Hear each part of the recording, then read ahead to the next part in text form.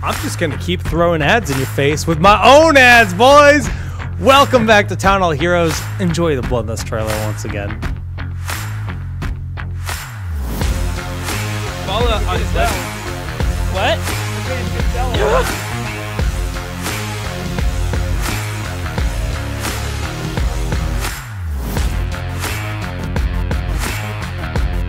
Handle it!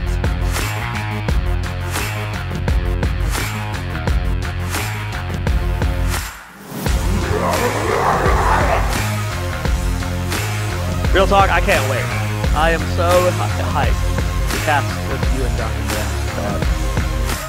Can they even hear me? I don't know if they can. They can hear you, and yes, we will confirm right now that Dunk and Zoya will be two of the casters flown here to the Arcanate studio for Bloodlust. It's confirmed. Can't wait, man. I'm so... Wow, oh my gosh. Confirmed. Feels good, man. I'm shocked. I gotta be honest, guys. I just didn't see it coming. I just... Thank you for the opportunity, Jake. I'm honored. Excellent. And again, registration, if you guys want to try to be one of the amateur teams for the Bloodlust Open, is now live. Just go to smash.gg/Bloodlust or Bloodlust-League on smash.gg for the full league page, which will have standings. Plugs out of the way. It is time for... Wait. Hang on. Just before we start, I have been informed over the break that actually I was wrong about Nomia beating teammate. So I'm sorry to have insulted NA. Teammate should have won 3-0. Yeah, you're right. Carry on. Chat is ready for the drama. And so, should I just let you open it for us? Yes. Okay. I think I've been preparing. This is the first time I've ever done almost semi-scripted rant on this show before. People used to say we were scripted all the time. No, we've never scripted anything. But I wanted to prepare for this to make sure it was delivered right. The first thing I want to do is, if you're not familiar with the pro scene, there's 3 terms you need to know. You know what a scrim is. A scrim is a scrimmage, which is how professional teams practice. Usually managers or captains will meet up together. They'll schedule a block sometime next week, 2 to 4, 4 to 6. That's how pros get most of their practice. It's through scrims, not through Hero League. Second word you need to know is blacklist. It apparently meant something different in EU and NA. When you blacklist a team, it just means you're not scrimming them for a duration of time. Not permanent. I don't recall any time there's been a permanent blacklisting in NA except for GFE in an Eventic. Blacklisting is just when you tell a team, hey, we're not going to scrim you for this X amount of time. And the third thing you need to know is what a boot camp is. Now, Duncan and Baker can both attest to how important boot camps are. Boot camps are where you fly your team out to a local an area where they're going to be playing, and they spend an additional amount of time there before a tournament to prepare with extra scrims. You have everyone on the same ping. You have everyone sitting around together watching replays. Boot camps are extremely beneficial. I think Dunk has been a part of 2 NVIDIA and boot camps, and you won both events right after those. So I think he can attest. And Bakery, of course, you've done boot camps as well, right? Yeah, we've done a lot of boot camps over the years. Yeah, and I think both of these guys can attest to how valuable a boot camp is as a player. So we recently got... there's another word I want to actually talk about, too. The word deserve. There's a lot of words going out there saying that B-Step didn't deserve the boot camp. B-Step or teammate probably deserved it more. There's no such thing as that in this industry or in any industry. You get what you've deserved, whether it's through building contacts in the past, having great results in the past, whatever. There's nothing that you get that you didn't earn. And I want to make that very clear. That, yeah, B-Step were struggling, and they did not have the best results in the season, but they had earned that boot camp, and it was stripped away from us by probably incompetence in NA. So we go into this boot camp with preparation. At the moment we confirmed the dates of what we would be there and we figured out what days people were landing and stuff, we started scheduling scrims about 2 to 3 weeks in advance. Leading up to the boot camp, about 2 days before it, we had locked in 40 hours of scrims versus NA teams. We ended up getting about 16. We lost over half of our scrims with less than a week of notice. So, I'm going to be calling out a lot of teams now, and I want to say before I call them out, everyone cancels, and most of the time I feel like it is an accident or just miscommunication. Sometimes if Caffeine's internet goes out, there ain't shit you can do, right? You know, sometimes you have to cancel scrims. However, with how much it happened to us, I don't know if any of it was malicious, but it definitely shows an overall incompetence in either the management or the players in NA. So this is a very specific example. No Tomorrow, who was actually the team we scrimmed the most throughout the boot camp. One day they showed up, and Jason decided not to show up for scrims. Block canceled. That is something that can't be avoided by the manager or 4 other players. Just one selfish player deciding that they don't want to show up, right? Those situations, you can kind of like look at them and go, okay, we can't blame No Tomorrow for that because one person goofed, right? You look at that one player. There's a situation that happened with, let me actually talk about Tempest Storm and Teammate. Teammate scrimmed us all season. A week before playoffs said, hey, we feel like we're going to play you in playoffs. We don't want to scrim you the week before. They blacklisted us that week. That is the perfect way to handle blacklisting a team. They scrimmed us all season, even if it was just a little bit here and there, and then they blacklisted us before the important event. So we're still getting good practice with them. They're still getting good practice with us. That is how you handle a blacklisting, and I have no issue with that kind of blacklisting. Tempest Storm did it a little bit similarly. Tempest Storm blacklisted us a long time before and didn't want to play us for the remainder of the season until after playoffs. They let us know a few months before. If they want to go into the details why, they can. I respect. When it comes to blacklisting, if the team that's doing the blacklisting believes that they are doing it for the right reason, that's all I need to hear. If Tempest Storm believes that they would have gotten, it was the best decision for them as a team to blacklist B-Step, there's nothing wrong with that. So I do want to apologize for Tempest Storm. They got a lot of unneeded hate. The reason I popped off on Twitter yesterday was we literally had a discussion that, if you remember a few months ago before the midseason brawl or whatever, Caterpillar tweeted out something about how NA never practices, started throwing shade at team. And then before Fury tweeted yesterday, we were even talking about if we don't scrim Tempo Storm after playoffs, despite them blacklisting us, someone's going to tweet out that NA doesn't practice them anymore. And then it just that happened, and I called Fury out on it because it felt very predictable.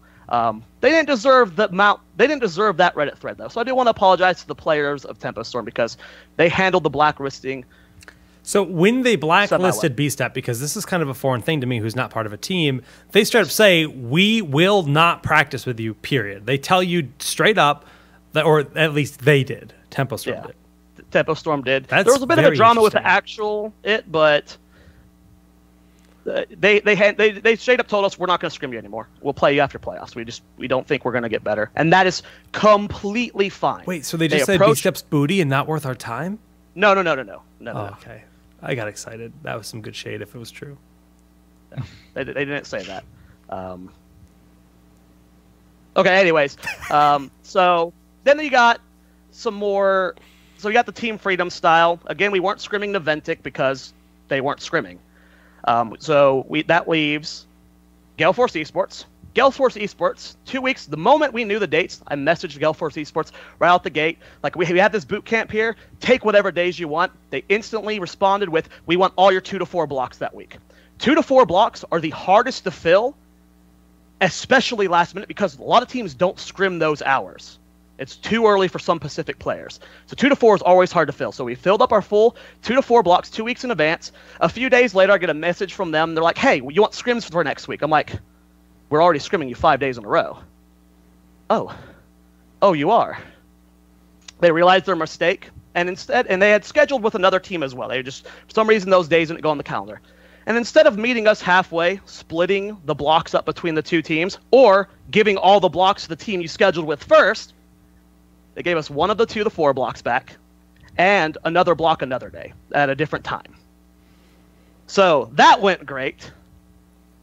What other team am I forgetting? Oh, Team Freedom. We scheduled with them a week and a half before, I think, 2 weeks before. It was a bit before. They didn't schedule. They canceled on Monday, 2 blocks. It was later in the week, so we had a few days to kind of repair.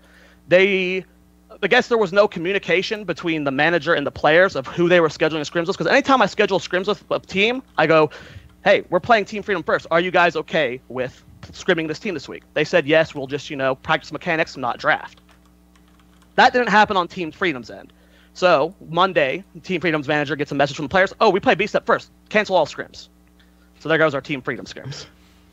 Now, again, I don't feel like any one of these attacks is the worst word to use. I don't feel like any one of these things was maliciously done. I don't think there was some collusion between teams to bring down B-Step. I don't think that a team went, let's schedule these days with B-Step and then cancel them so they're screwed, right? I think it just comes down to a lot of different things. Poor communication between managers and players, laziness in players, incompetence in players. And as a whole, in NA, you can't look at one team. And B-Step, we cancel scrims. My team sometimes doesn't try the hardest in scrims. That's always been known. We're part of the problem too. So I'm not trying to make this like a B-Step got screwed by NA. NA as a problem is as a whole is a problem. Where every single team is causing these issues for other teams. No one is still, to this day, taking this like a job. But we're at the point where it's a job, guys. Yeah. We've been at that point for a while. And yet you still have, Jason didn't show up today. What can we do, Or managers messing up schedules, or players not communicating with their managers properly. That as a whole is just crippling NA. When you start throwing in these little grudges that teams have where they refuse to scrim each other, or these grudges where players refuse to play each other to make a good team. I don't know who follows basketball. Shaq and Kobe, one of the best duos of all time, hated each other. They hated each other. I know basketball reference over most of your heads. And yet they went on to win multiple championships together. Of course, they're being paid millions and millions of dollars, so it's easy to work with someone you hate when you're being paid that much money. But I don't know. NA as a whole really needs to grow up really quick, start taking this as a real job. Everyone, managers, players, orgs, or that gap between not NA and Korea, EU and Korea is going to keep going and growing and growing to the point where, there's so many grudges at this point. Half the rosters are crippled. You can't even suggest certain roster swaps because X and X won't work together. And, maybe part of that is, how do you fix that? Like, cutting your People rent need to off. grow the fuck up. That's it. People need to start treating this as a job. And if they don't, that's it. Like, the gap is growing. Bakery, and less. How many people have bad blood and have refused to play with another player in Europe that you know of? I know there's language barriers in Europe. That's a completely different story. But refusal to play because they don't get along with someone. I do not know of a single player who would refuse to play with someone because they personally don't like that player. 10 locations of dumpsters in North America, friends. 0 in Europe. We have 0 locations in Europe. Someone in chat said it's not easy to work with someone you don't like. That's life, brother. That life. Is everyone's job in the world. Every job you will have someone you don't like, and guess what? You got to be grown up and adult about it and just deal with it. Do the best you can to get your job done. And that doesn't happen in NA. So I think it's a combo of the two things. You got the unprofessionality where you got all these scrims getting canceled. And I want to get this out there because I don't want people to use this as an excuse that is always using an excuse for B-Step. If we got our 40 hours, I still am not confident we would have qualified. We had a lot of issues going into that boot camp. It would have helped a lot for sure, and I can't predict what would have happened, but this is an excuse for why B-Step lost.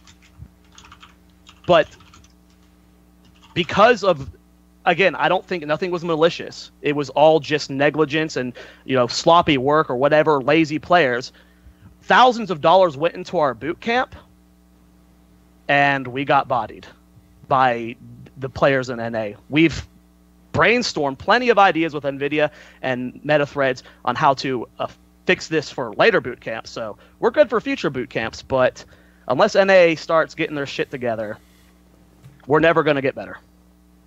As a region, not BSTEP, as a region. My whole point of this was to try and get NA back on the right path, because if we keep having all this unprofessionalism and drama and beef with each other, we're going to have to wait 3 years for the new amateur scene to rise up and replace all of the shitheads. Yeah, well said. I mean, Western Clash, NA struggled. And now we're going to the midseason brawl. And I think we all expressed like our hopes for North America are slim. And it's not even like the top player's fault. Like you know, maybe some people need to fix a few things here and there in terms of like actually committing to their schedule and not canceling on a whim, and you know, that's not a true emergency or whatever. You got, like you said, treat it like a job. The hard thing is like, since we don't have any like massive organizations, we don't have like EG, we don't have, I mean, we've got Tempo Storm as the biggest organization in NA, but Dignitas, Team Liquid, I feel like since those are a little bit more established in terms of infrastructure and their coaches and everything, the way that they show up to practice and the way that they're held accountable for showing up to practice, and basically the whole trickle down from there, that doesn't really exist in NA. I mean, I could be wrong. Maybe GFE and these teams, maybe their managers are super strict. Maybe there are punishments in their salary for missing a practice. I don't know. But I look at it as there's no one in North America setting the example right now. And I think that's the biggest issue is the top teams need to be the figureheads. They need to set the example. They need to express their distaste when other people don't show up and just say, man, we're disappointed. Don't be mad. Don't be salty. Don't like, you know, create this whole issue where like, oh, they canceled scrim, so we're not going to scrim them next week. Just be like, all right, well, if you don't show up, give them the warning. Be like, look, we're going to give you the second chance. And again, this is all speculative, which is probably not a real word, but I love saying speculative instead of speculative. But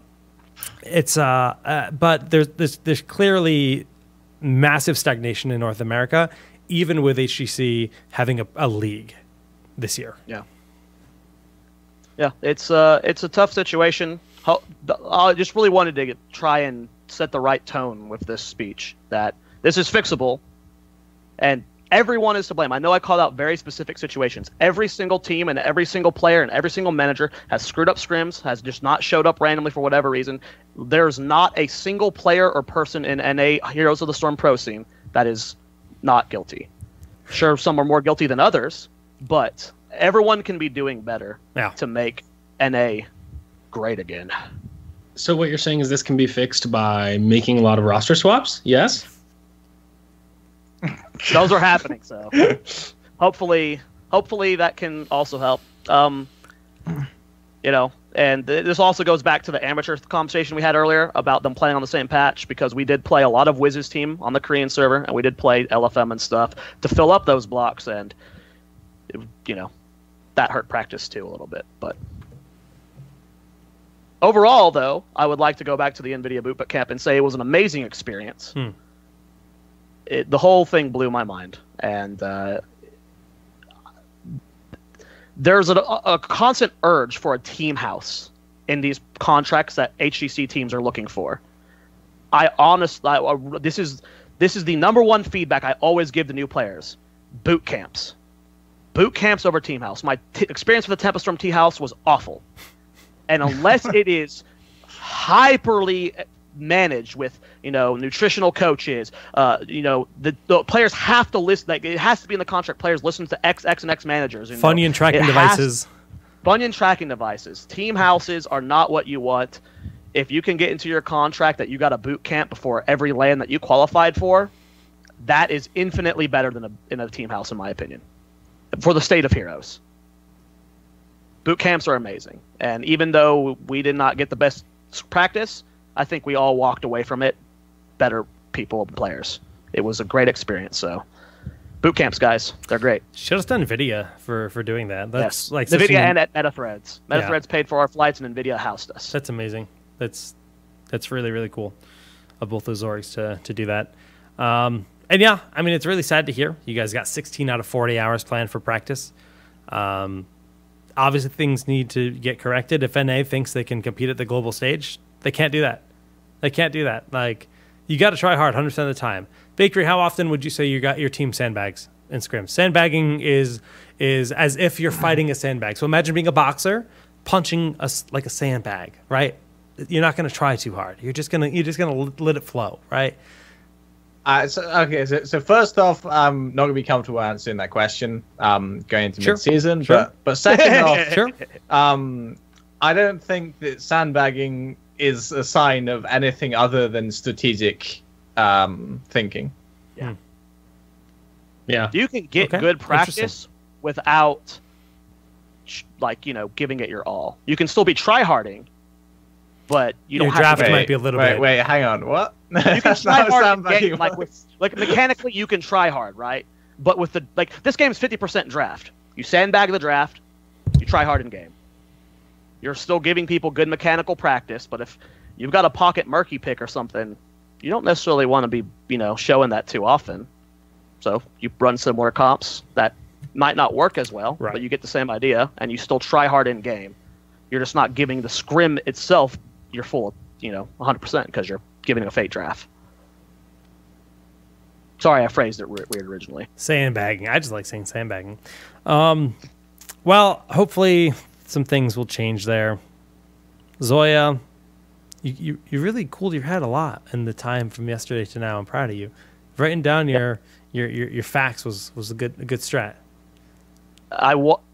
As much as I seem to pop off and shit talk people, I love Heroes and I love NA Hot. So you just want to see it grow and improve. I just want to do whatever I can to make it better. And if I went off the handle, that probably would have made things worse. So I did a little bit of homework with this. Good man. Hopefully, I like it. Walked away. Okay, so it's time to talk a little bit about that roster apocalypse that's being born here. Now that the NA drama it's far from over because it's only beginning when it boils down to it, ladies and gentlemen. So the first announcement came out with Gale Force Esports announcing a roster update. And one thing that I was really surprised about was the way that it's worded here in their official announcement. Let me just pull it up here for the stream, is that Equinox will not be returning for Phase 2. I'd like to thank him with heavy hearts while announcing Crowan will be stepping down to a sub. You say stepping down, it sounds voluntary. And then Crowan puts out his blog, which is like the most heartfelt, sad, I feel defeated blog ever. So I couldn't read it, dude. I had to stop. I was just I did not finish it either. I was I'm done, man. So emo. I wasn't gonna read 13 pages of It wasn't emo. What the? The first paragraph broke my heart and I couldn't finish it. I was damn, Crowan. I mean, the first paragraph was just getting out how he feels, and then it was just talking, heartfelt talking. Okay. It was a really good post. Okay, fill me in then. Fill me in, because I didn't want to have a sad day, so I didn't read it all. So it was a bit like a chronological history of his time with GFE. Mm-hmm. Damn, that's the kind extra of feels. ups and the downs, and stuff like that. And he didn't really go into why GFE made the decision. That bit was limited to the first paragraph. But so I read that to me, and I was like, oh, I guess now that Crowan's finished school, he's not too keen on HCC, That's what I was thinking, and he's just gonna stream now or something, chill for a bit. But yeah, I don't know. That's exactly what I was thinking. And it seems like a really bad announcement. It seems like that announcement needs to be rewritten. I would agree. Yeah. Because I completely perceive that as Crowan stepping down on his own accord. Now, this is, again, speculative. Great word. And obviously Zoya is on the other end of this. My chat was they were speculating that it was CAF and K1 moving to GFE. And I thought about that roster, and I'm just would those personalities work? And then I think about that, and I'm the fact that that's my first thought is, would these personalities work? That goes back to my last further expresses the issue of NA teams right now. Yeah. And because that's 100% a mentality of the way teams exist and the way that I've perceived teams and perceived teams in North America for a long time. I cannot confirm or deny anything. I just know that my team is open to offer. They are looking at offers as well as figuring out what they want to do next split. So who knows what's going to happen? Yeah, when do they have to sign contracts by? Do you know? Nope. You don't know. Transfer windows opens on the 29th, goes on for 2 weeks, which I believe means it ends on the 4th. No, wait, ends on the 12th, maybe? I don't know. Might be only 1 week. Either way, there's a transfer window. It starts on the 29th. And just so people know, when players say they're taking offers, that doesn't mean they're looking to jump ship. Anytime there's a roster swap situation, you should be looking for offers from any team out there. Yeah. I just want to clarify, I'm not looking for offers. Okay, you're good with Dig, but most NA teams outside of probably Tempo and maybe Teammate, if you get offers, you should consider them, whether you're happy or where you're at or not. Just be open to the idea of teams approaching you and you approaching them, because you never know, But did you guys read Coffin Luck's response in the Reddit thread about the GFE? It was like so nice to. I did. It was read like it. so nice. He wrote that. Really embraced the third guy. Yeah, dude, that was so professional, super nice. I mean, I was really surprised reading it. Actually, it was a really good post, and I felt I want someone to read it, or at least give the gist of it. He essentially went over why he feels that roster change with GFE happened, and it was very reasonable. Yeah. Shout out to Coffin for chat. his work on the playoffs, by the way. We did not mention that when he talked about everything, because that was actually amazing. I'm so glad Blizzard gave him the chance for that, because it was great. I've been a fan of Corey forever, man. I love that guy. I think that's a good point, actually. We should probably take a moment to say that on-player or player on-desk analysis is can be really good. There's a lot of insight that they can bring to the game. I think Corthon did a great job of not only bringing that pro perspective, but also presenting it as well as a caster would do, or maybe not as well, but very close to at least. No, dude, he felt natural. I loved it. He did a great job. Rory killed it, man. So yeah, it's here. We can just read the gist of it. Well, this is an understandable move. It has more to do with rearranging the roster, and I think the gist of it was just the fact that they were like the 4-flex team. Equinox was always an easy target to blame for because the 4-flex. Yeah, he says it right here. Prior to picking them up, GFE was already in a rough spot. So yeah, they're just. I mean, by freeing up those 2 slots, they can then define the core of their team a little bit better. Being Akaface, Michael Udall, and Fan, which is an amazing core for a team. It really is, right? But yeah, well written there from Coffin Luck. We'll post that in Twitch chat for you guys. All right, so before we go into speculative, well, there's still one more roster change that we can talk about that we know about. Changes. I want to talk about GFE, and I want to say that I appreciate the sentiment a lot of this roster change, because to me, I know that the community and a lot of pro players now are against roster changes. They think it's just a clown fiesta. It's very often like the scapegoat of, we just need better players. That's how we solve our issues. But to me, what this roster change represents is that GFE, they looked and they said, hey guys, we're top 3. We're 100% going to go to the Clash. Look at the rest of NA. I think even if we stick with this roster and we just get practice, they're all going to have to do a shuffle. It's not for sure that they get their stuff together by the time BlizzCon happens, and that's the top 3 teams. So we can probably just cruise out on this top 3 team. But that's not what they said. They said, we didn't like being a top 3 team. We want to be the best team in America. We want to actually push America forward. And so they changed the team that most people said already had the most potential. And they were like, we're going to do better. We're going to become even better. We want to push NA forward as a region. And I really appreciate that ambition and that vision. And I mean, it is true that I am friends with them, so I might be a bit biased there, but I really hope that it works out for them. And I think with the looming roster apocalypse and the kind of weight that they have as the 3 players and as the established org within Heroes of the Storm, I do think that this can be a great opportunity to get 2 top-tier players. Yeah, it was pushed on heavily. Wolf was one of the original pioneers of the Koreans don't roster change, be more like the Koreans, and then it became taboo to do roster changes. If you did any roster changes, you were flamed. Sorry, guys, sometimes one of your players is shit, and you got to get rid of them. That's just it. That might not be the case with GFE, but you can't just be work it out, because eventually Kenma's gonna improve. I mean, Bakery's saying this is like a good roster change, and I'm not saying I disagree, but every team thinks they're making roster changes for the right reason. No team goes into a roster change thinking, oh man, I'm just going to change my roster because. They all go into it thinking, oh, we're going to get a better team now. We're going to fit our roles better. We're going to practice seriously. Everyone's going to have the right attitude. But it's still a clown fiesta, so I don't think I have as much faith as you, Bakery. Like, they still, okay. every time people do roster changes, they think the same thing, but it's still mostly garbage. Personal shit. Yeah, I mean, just to clarify, I was pretty specific with my phrasing there. I like the idea, the decision to make this roster change. That's what I like. The actual benching of Crowan specifically, I do think that Equinox probably had to go, but benching Crowan, when I think it's been pretty clear that at least recently, Michael Udao has been in worse form than Crowan.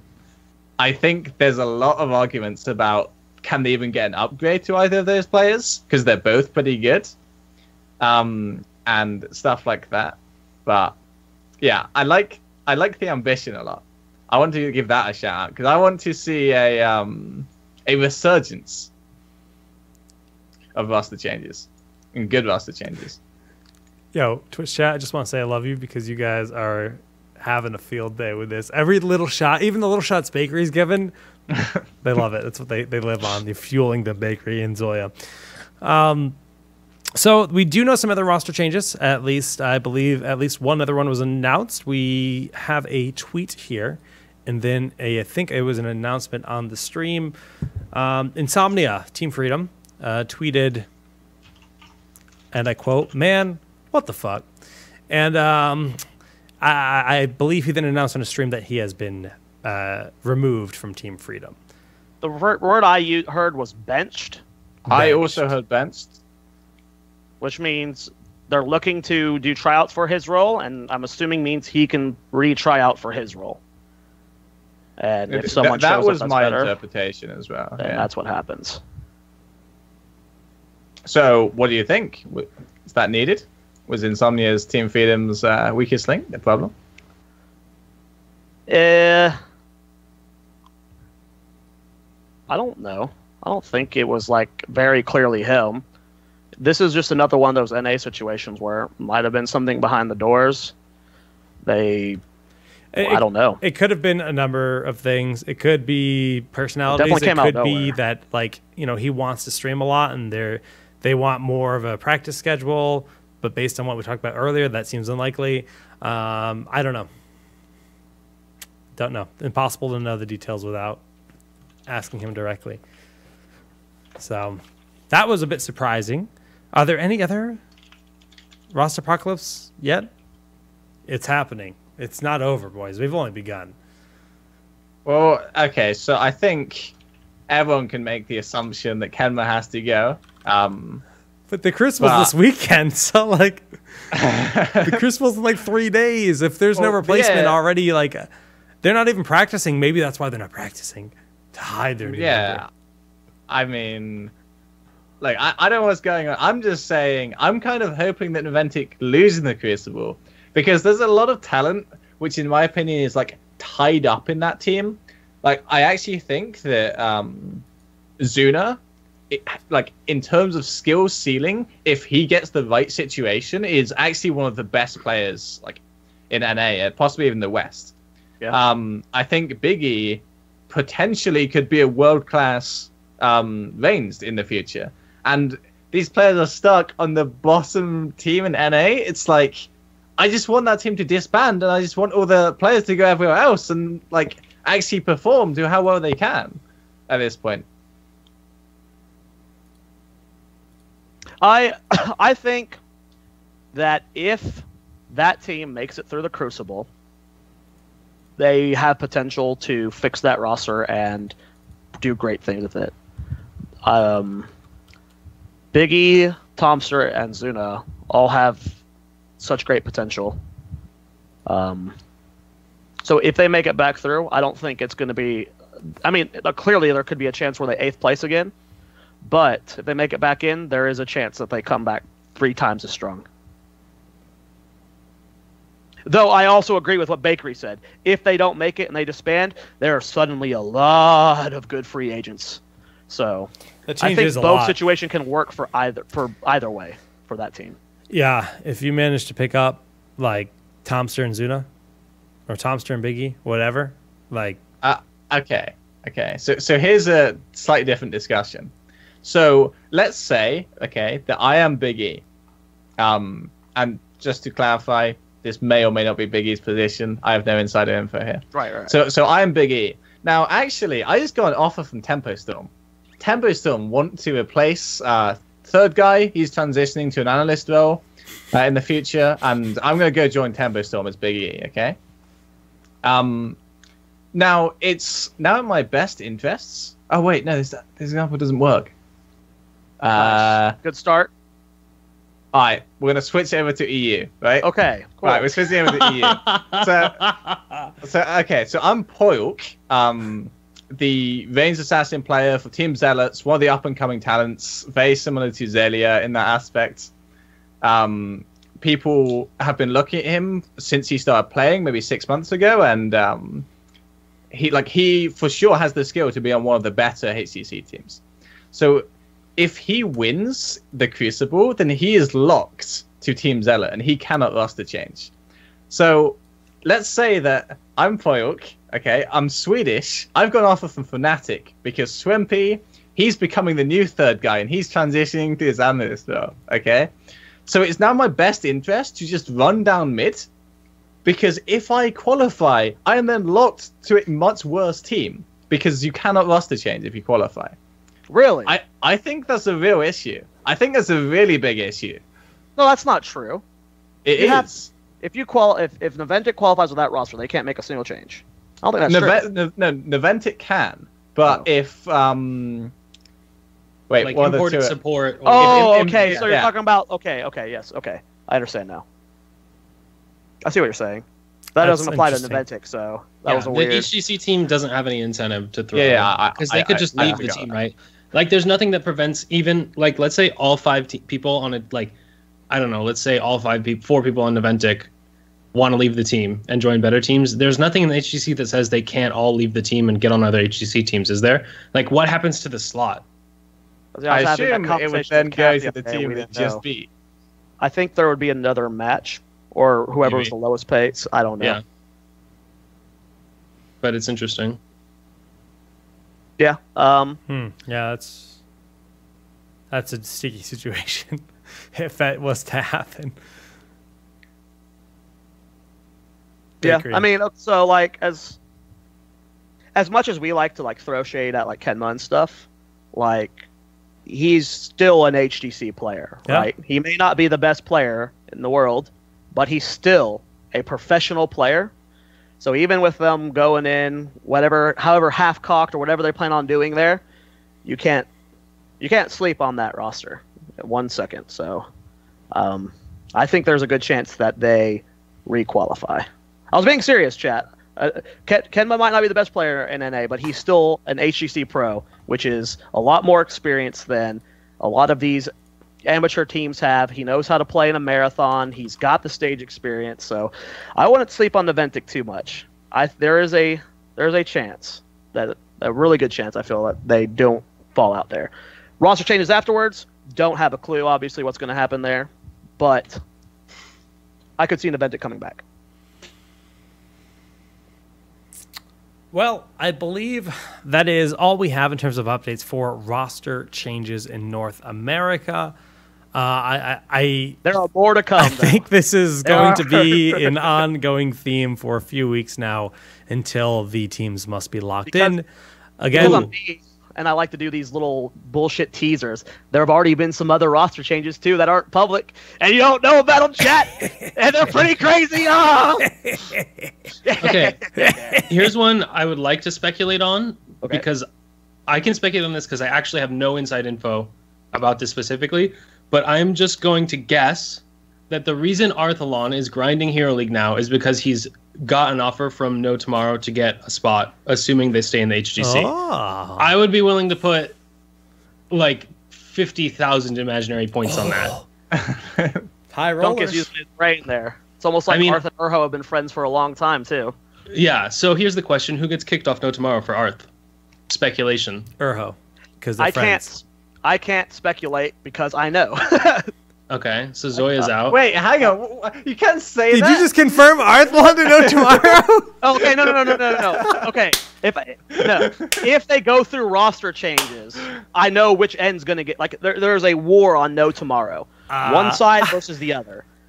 I don't know who's going to be replacing that side because I don't know who's going to win the war on No Tomorrow. One person's going to come out a victor, and one person's going to get removed, and based off of that is where people fly in. What land are they flying to? I can't confirm Arthlon would want to play on that team, but there's no guarantee, obviously. Okay, so I saw some people asking in chat. There's, as far as I know, nothing confirmed in EU. Haven't seen a roster change yet? Yeah, as far as I know, there's nothing. Like, I'm predicting... There's at least one roster change that's as confirmed as it can be without being confirmed. Yeah, I mean, there's the Blades Aethera change on Expo, which is like everyone knows probably at this point. Like that's almost 100% gonna happen. They like subbed him in. Yeah. Oh, okay. So you're saying Aethera's gonna join the team? Yeah, they subbed him in one of the important matches or whatever specifically. Like, they subbed him in for 2 weeks so that they could play with him. I'm glad you haven't told Baker yet, Snitch. It's going to be even better when you tell him live. Oh, can't wait, Snitch. Yeah, I'm predicting 2 more teams to roster change, 1 to change 2 and 1 to change 1. I don't think it's going to be a Rosterpocalypse in Europe. I can almost guarantee that every team but Tempo Storm will probably go through a change. NNA. You think Tempo Storm are making it out? I think Tempo Storm are going to survive? I think Tempo Storm will make it through. Dyrus confirmed, teammate? I know what roster changes they could potentially make, so I can't say anything. All right, Dyrus. I know everything, chat, and there's shit coming. I'm just kidding. Teammate's fine too. Wow. Or are they? Or are they?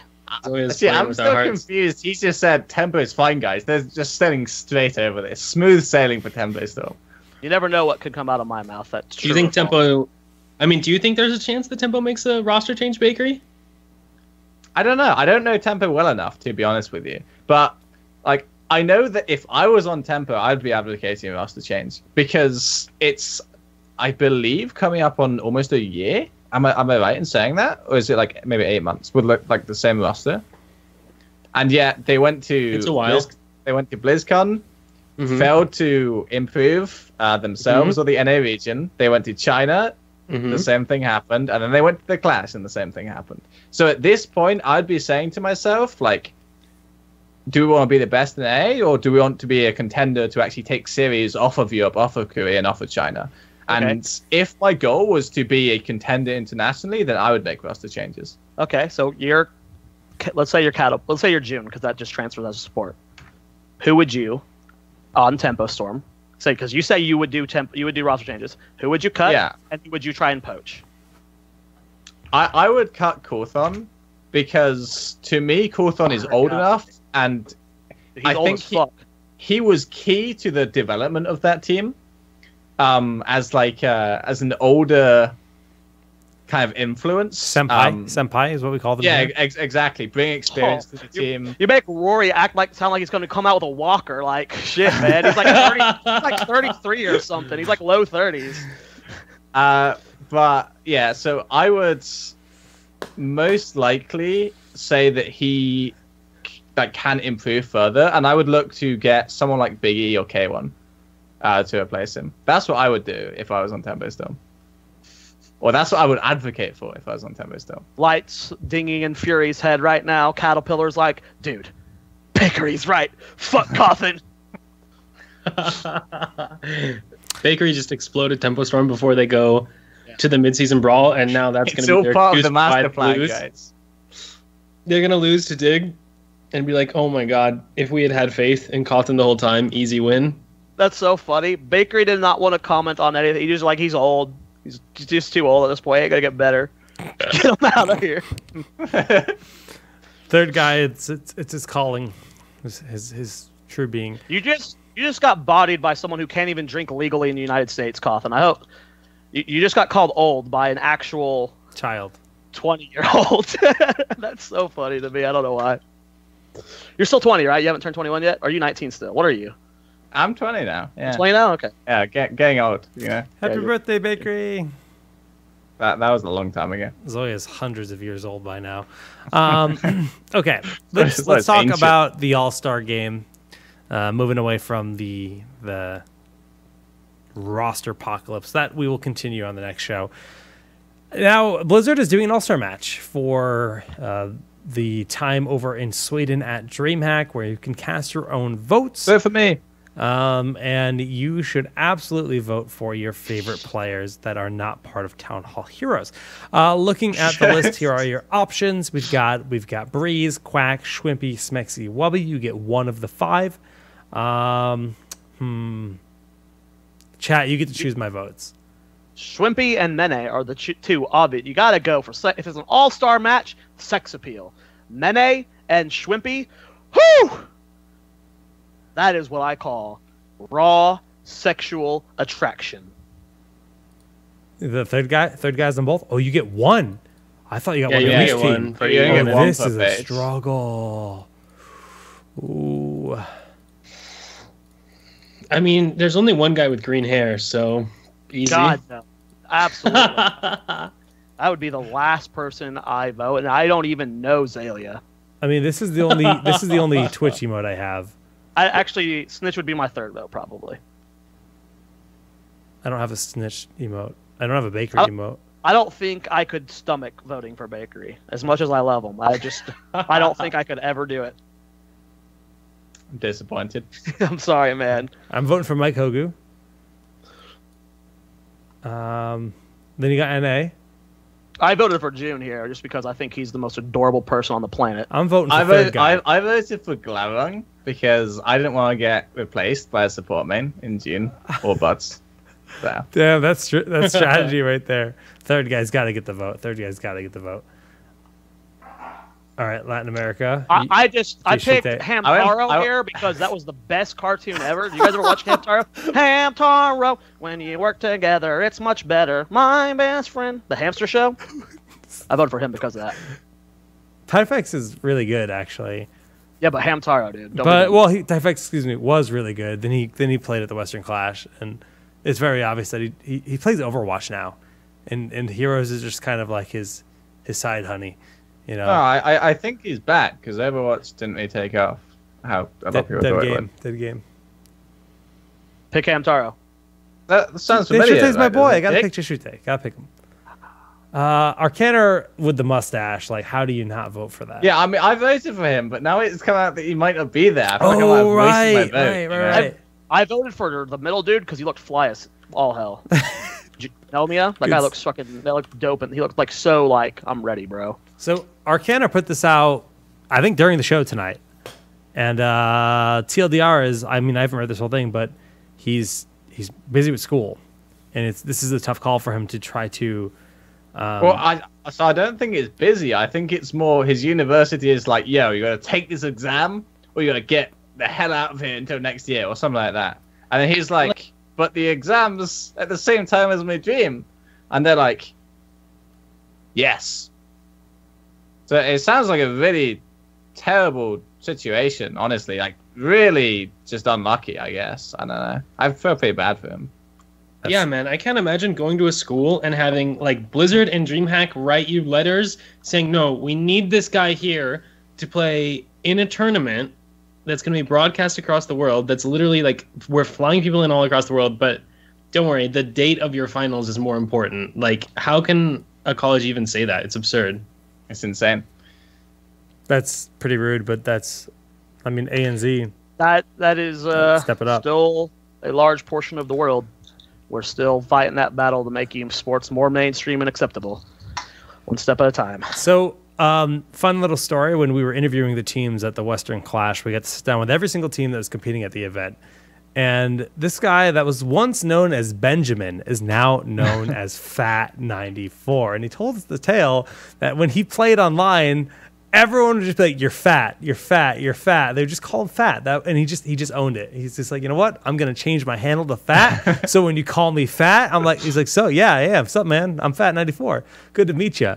And the guy was just absolutely hilarious. So vote Fat 94. Guy made me giggle like a schoolgirl.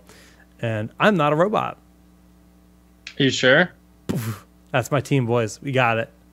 Thanks for participating, Jake. Bakery, do you get anything from this All-Star match? Like, is there any money on the line, or is it just for fun? Maybe you should ask Fabian that. Who? Fabian, the European esports guy. No, Because I'm not gonna ask that. I don't know very many details about this I'm event. assuming it's going to. It's just purely for fun. I'm assuming there's no prize pool. If, however, there is a prize pool, do not let Bakery play. What? Because his team will lose. We Do not all know we can I win. guess my other thing is like, does this specify that they're gonna grab a support, that they're gonna grab a tank?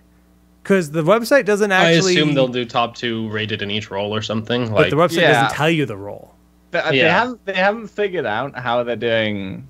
Well, what it feels like to me is that they haven't figured out how they're doing like the teams and the aggregation yet. So they're just collecting everyone's vote. They're not going to show anything, and then they'll work out what system works best for the votes that came in, and then they can form good teams. they're going to gerrymander the votes so they can get the all-star teams that they want to see. That's what you're saying to us, Bakery? I mean, kind of, but not like for that purpose. Just so that each team like ends up having a support and not having 5 players from. So basically, what happened is Bakery got an Fnatic or email. They said that he was confirmed for the All-Star match. That the votes don't matter; they're just there. Pretty much. Bakery's Pretty playing. much. That's what you get for being a Gryffindor. You just kind of win. He's British. Yeah, that's Harry Potter joke. why they were in playoffs. So chat is asking, I'm sure some of the viewers on the MP3 will ask, how do I vote? Just go to heroesofthestorm.com/esports. You get to see Bakery staring deeply into your soul next to Quacknix, Fat94, Jishute, and Glaurung. Is that the team I voted for? It's actually pretty close, except for get that guy out of there. That guy. You can actually just click on the first link. I assume you have to just go to news. You'll find it. East meets West in the Heroes All-Star. Now, this is akin to the Overwatch World Cup, where you can only vote for your own region. They've generalized this a little bit, where you can vote for Western teams or Eastern teams, which I think is great. And also, while we're looking at this, Even Death got a new logo. I love how they do that. I just noticed that now. Where's the schedule? Crucible. Nice. They made Even in Death a logo. Good for them. But lots coming up. We've got Crucible this coming weekend, Saturday, Sunday.